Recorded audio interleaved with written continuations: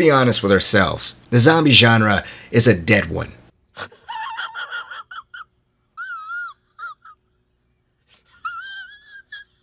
But if you haven't caught on by now by the title and thumbnail, today we're talking about Dying Light. What's Dying Light? Well, according to our very accurate news source, Wikipedia, it's a survival horror game. If I'm being completely honest with all of you here, I would not call this a survival horror game. If this is survival horror,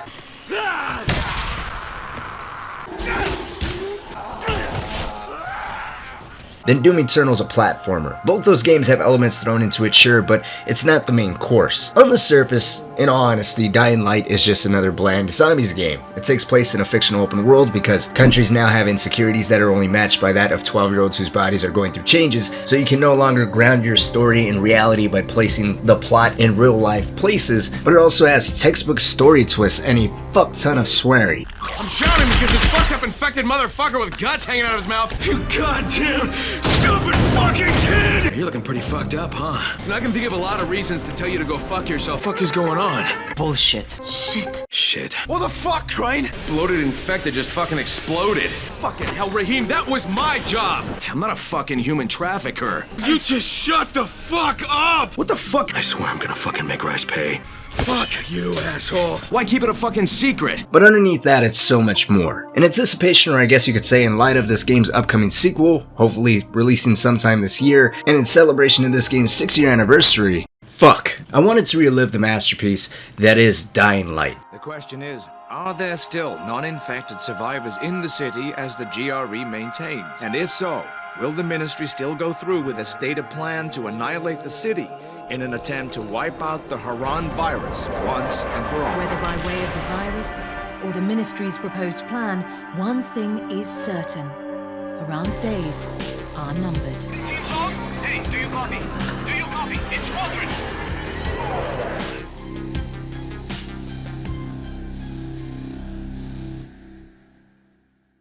After the release of Dead Island and Dead Island's recycled content for half-assed sequel, Techland, the development team behind these two games, decided to part ways with their publisher Deep Silver. And as a result of the severance of a relationship, they also had to leave behind the Dead Island IP, because even though it was Techland's unique take on the zombie genre in every conceivable way, the rights to the name were not. This forced them to go and find a brand new publisher to fund a brand new intellectual property that was Techland's and Techland's alone. After announcing that they found a new publisher, being Warner Brothers this time around, they also finally shared what this new game they were working on was going to be. Techland wasn't leaving the zombie genre at all, but rather refining the experience and exercising creative freedom in a way that they were never able to with Dead Island under the supervision of Deep Silver. This new game was to take heavy inspiration from Dead Island's combat mechanics, reuse its minimal scavenging mechanics, and even copy its enemy types. Seriously, bombers, suiciders, infected, virals, thugs, goons, rams, demolishers, I mean, is it really copying if you steal from yourself though? Let's be honest. Yeah. And the two most important additions of all, a dynamic day and night cycle that isn't just a gimmick and actually has a very significant impact to the gameplay and the game's movement system itself.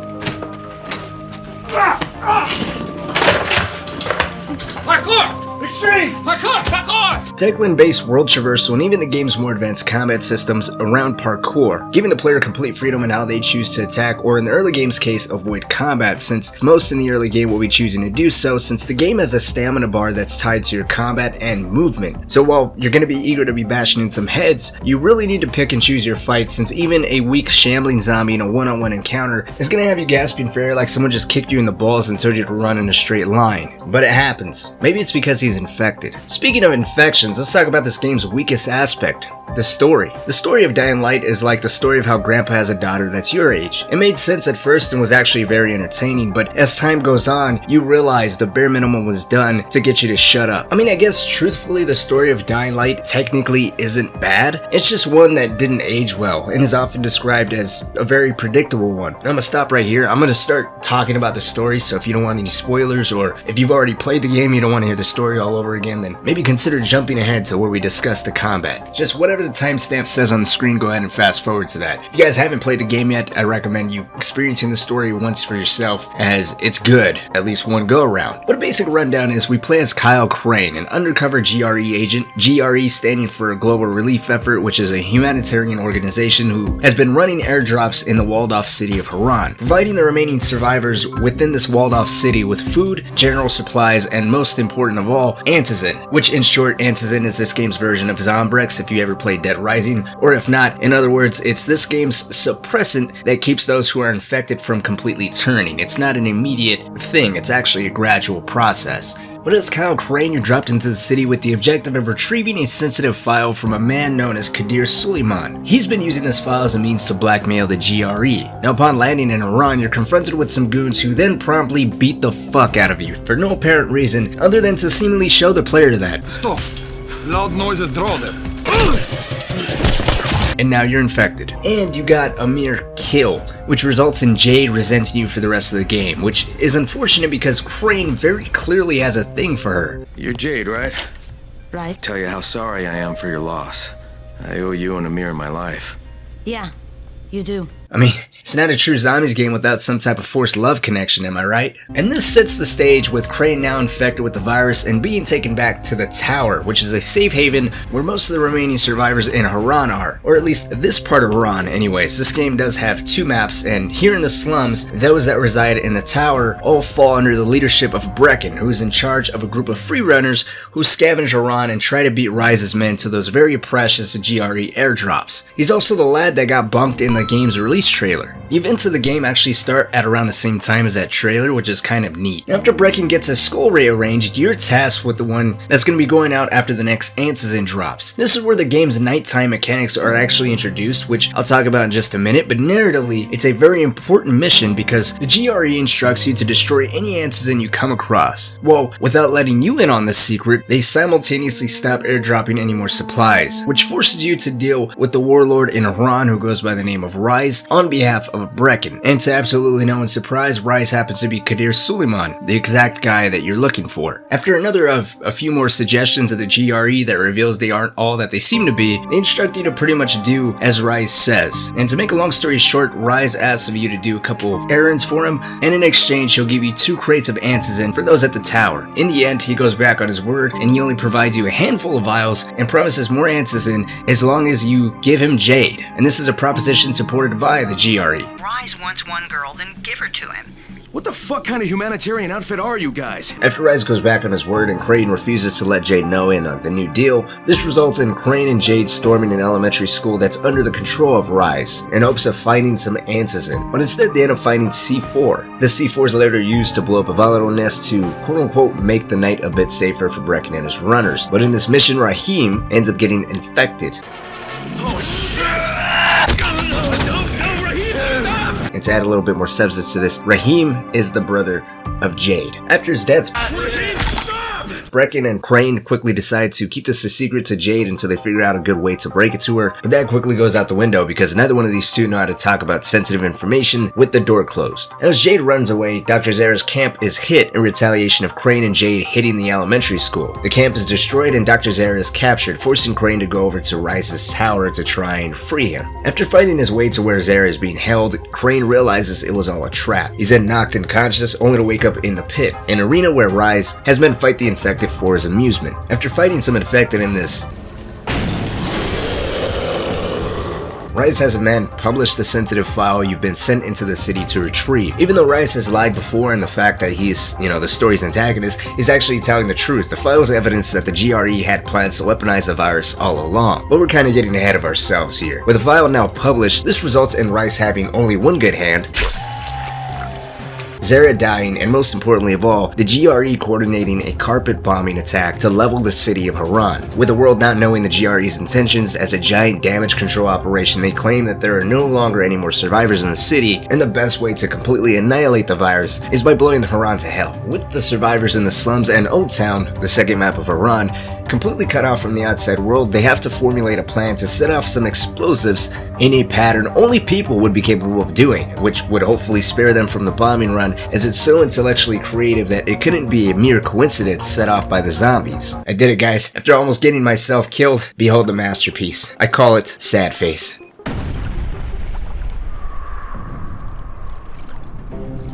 Thank you. Hold your applause. I'm no hero. For fuck's sake.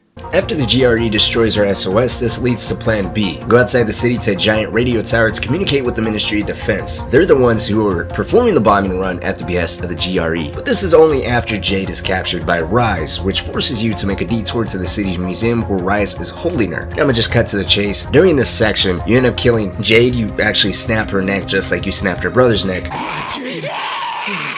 And you end up killing Rise's right-hand man, Tahir. But in my opinion, hands down, this is one of the most memorable moments of the entire game because Jade just recently got infected, and you got infected at the beginning of the game. You have antizin still in your system. It's running low, but you still have some. Jade, on the other hand, has none, and she's already starting to turn. So you two are at these crossroads where someone's bound to get infected. It's just a matter of time. Rise, on the other hand, throws a vial between the two of you, and while Crane wants to have a civil conversation and weighs out the pros and cons of who should live and who should die, why, what to tell us, and she's leaving. She decides to play hide and seek. If I had a nickel for every time a girl left when I had a seizure, yes, that's what happened. Crane actually had a seizure. That's a side effect of being infected. As you start to turn, you start to experience seizures. But I digress. You basically go on this acid-long trip where Jade provides a little bit of extra background to her, how she felt towards you with Amir dying, which I still find weird that she holds more resentment for Amir dying than Rahim dying. Rahim is her brother, but okay. Then after this long trip, at the very end, you finally come into contact with Jade, and she's already turned. She's starting to attack you. Or so you think. This is the part that I thought was really cool. She hasn't turned yet. You were actually hallucinating, implying that you were actually already beginning to turn. And she was helping you. She injected you with that little bit of antizin. I don't know. I personally saw Jade getting infected or dying at some point in the story.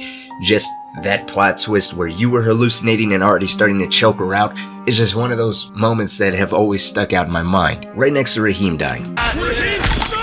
But Tahir and Jade, now dead, you gotta continue on with Operation Let's Not Get Nuked Today, which to no one's surprise, you end up achieving at the very last second. So with Harran now saved from the carpet bombing, Jade and Tahir dead, there's only two things left to do. Take Dr. Zara's research to Camden, who's another scientist who's been trapped within the city, specifically Old Town, by himself, and then finally confronts Rise, which to this day I still think is kind of a whatever boss fight, until QuickTime events, which has to be one of the most awkward QuickTime events I've ever experienced in a video game. Please, Techland, it was a valiant effort, but don't include QuickTime events in your next game, or at the very least improve upon it. Something about this one feels incredibly off. I don't know if it's the reaction time or the animations or both, but it just feels incredibly unsatisfying. But that's essentially it. After killing Rise, you now have the remainder of Dr. Zara's research and use that as a bargaining chip with the GRE, who will not consider completely leveling the city now that the world is aware that there are survivors and the remaining bit of Dr. Zara's research on this virus is still within the city. That is the story of Dying Light in a nutshell. Like I said, nothing incredibly unique or memorable, but at the same time, not completely bad. And by the way, who the fuck plays zombie games for the story?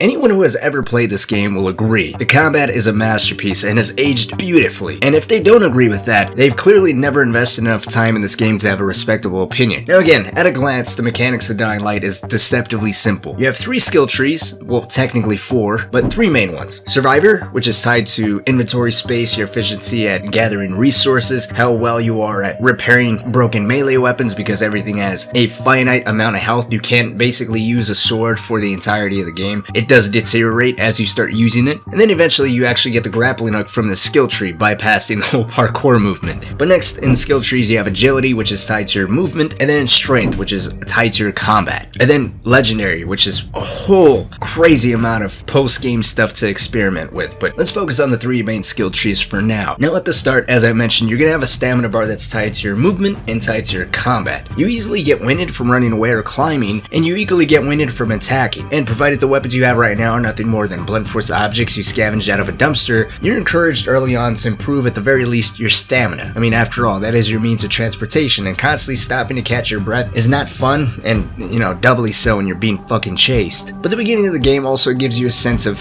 fear. You can't take any of the zombies head on, and given the numbers on screen, it adds a sense of wariness and promotes stealth in a way. The idea of distraction and avoiding direct battle is supported when you're given firecrackers to clear out a path to some vehicles to set up some traps. Now, I remember very vividly when I first played this game, I was a pussy. I don't want to challenge anything. Did I want to start bashing in heads and branding myself the Batman of Harran by giving out stomps unrivaled by even Los Santos PD? You bet your ass. But I wasn't going to be doing that until I had the longest, sharpest sword in the whole fucking game. And the reason why I bring this up is because it's easy to get caught up with searching for better weapons or even blueprint collecting. There is a large amount of crafting in Dying Light and a ton of blueprints for you to collect. You know what? Let's actually take this moment to talk a little bit about blueprints, shall we? Blueprints range pretty drastically in use, lethality, and requirements, and of course how you get them. Most are just found in the open world, and if I remember correctly, all the best ones are actually found through exploration, but you can get some through vendors or as rewards for certain side missions. And if you do certain side missions, you actually find different ways to craft the more essential stuff. As an example, creating medkits is fairly simple. You just need some gauze and alcohol. If you do a certain side mission, however, you find another way of crafting medkits just by finding certain plants. Now you have two means of crafting medkits, and both of them are fairly simple. There's also, of course, rarities to the whole blueprint system in terms of combat. On the more primitive end, all you need for a simple spiked baseball bat, for example, is all you need is a box of nails, a bat, and of course the blueprint. But you also have some more drastic, wacky stuff like the angel sword, for example. That has a pretty long list of requirements, but in the end, you now have a weapon that's electrified and fire-based. You also have freezing grenades that just require, besides the blueprint, of course, some chemicals, a tin can, and some fluorescent mushrooms. You can also find a literal airstrike that drops a rocket wherever you throw out this flare, a sick bomb that gives zombies gas, or a stasis, or I don't know if it's Stasi, projector field that has zombies frozen in the air for a period of time. Blueprints undoubtedly play a huge role in the combat of Dying Light, and it can get very extensive. I mean, look at all the ones I have here, and I still don't think I have every single one. But I bring this up for a few reasons. One, Dying Light, although it has a bit of a serious tone, especially when playing at night, it never loses sight of the fact that it's just a video game, and it doesn't fear being a little bit more on the zany side. And I think that's a fantastic choice to make here in a game that's so damn fun to just bash heads in. But also, it's a very easy way to get caught up in searching for blueprints and fighting the best weapons. At the start of the video, I mentioned that Techland tied parkour to the combat and even the movement in this game. And when you take a closer look at the skill trees of agility, you'll notice not only some more defensive actions like being able to dodge, slide, more powerful kicks are all found in the skill tree, but you also see things like dropkick, which is hands down the best mechanic in the entire fucking game. I mean, you get to dropkick zombies, what more do you want? The feedback to it is so satisfying, and then when you finally unlock Old Town, you get to dropkick zombies off rooftops, and then when you realize that dropkicking zombies earns XP for both agility and power, and you unlock that as early as level 4 in your agility, it's the best way to go about playing the game, especially if you don't have any weapons, obviously. And then you have grapple, which is also in the agility skill tree, which at first I never liked grapple. I thought it was just one of those cheap abilities where you can use to just farm XP, stand by some spiked traps, grab a zombie in the back of the head, and then just throw him into the traps to farm for some XP early on in the game. I think this is going to be a good spot. Just got the spikes right here to the left, now we just gotta wait for her to attack. Come on, a little closer. Oh fuck, I don't have the ability. But that's how I used to view grapple. At first, I wasn't really that much of a fan of it, but in captioning all this gameplay for this video, I found a new appreciation for this. I don't know if it's the physics or just seeing a zombie get a concussion when you throw them into a wall and their skull shatters, or throwing them into a pile on top of each other, or just watching them trip over each other. I don't know if it's the physics or the act of just throwing a zombie off a rooftop and watching them land headfirst on top of a car down below. It's just so fucking hilarious. Now we're gonna move the final part onto night gameplay, but the last thing I want to say about the combat, well, a couple things. One, fighting human AI sucks balls, no matter what. In this game, guns suck as well. You primarily are going to be using melee-based weapons. Guns are not viable options because you're going to be attracting virals, tons of them if you're using guns or any type of loud explosions, and unless you're aiming for headshots, bullets really don't do that much damage. Hell, even headshots, you're going to be using at least 2 or 3 bullets on even a zombie's head. So ideally, especially when you're dealing with the infected, you want to use melee-based weapons. But when it comes to human AI, you want to use firearms, because if you use melee weapons, they dodge and deflect almost everything. And then if you use guns, if you shoot them them in the head, they take about 2 to 3 shots in the head to die. And using guns in this game as a whole is incredibly clunky. Now even Techland themselves have come out and said, hey, in Dying Light 2, you're not gonna be fighting annoying ass human AI, so thank God. But for those of you hopping into the game, human AI in this game fucking suck. But that wasn't what I was gonna say. What I was gonna say was, I love how in this game you actually have to predict where your hits are going to land. There's a difference between a backhanded swing and a regular swing, or a swing that's going from right to left. And you can aim for different body parts. If you have a blunt force object, you can see jaws or heads shatter if you're hitting them in the face. If you're hitting them in the legs, you can watch their legs break or their arms break. If you're using a sword, you can watch those extremities that you're aiming for be chopped off. And this might be a little bit of a psychopathic thing to admit, but sometimes I just hop into the game and start beating the most random parts on zombies just to see how they react. You know, breaking a leg and then them not being able to move. Or constantly hitting the back of the head with a gas pipe. Now, I probably shouldn't be admitting this stuff. But the whole anatomy, I really hope, does return in Dying Light 2, where you see that X-ray animation pop up and you see a body part receive so much trauma that it's not used by that zombie anymore. I think it's a beautiful detail that I would love to see return in the sequel. I also love to play catch with kids in this game.